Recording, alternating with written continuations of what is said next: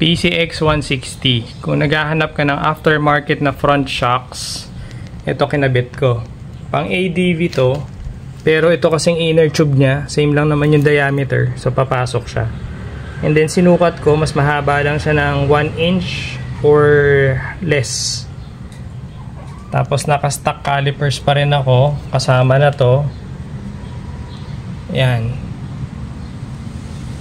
So okay naman siya. Nabiyahe ko na to ng Tagaytay 2 beses. So ayun yung play niya. Tapos adjustable to. Sa taas yung adjustment.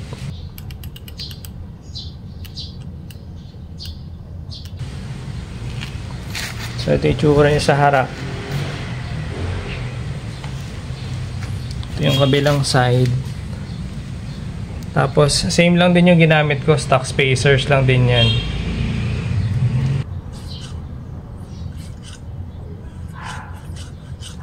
So far okay naman yung play niya.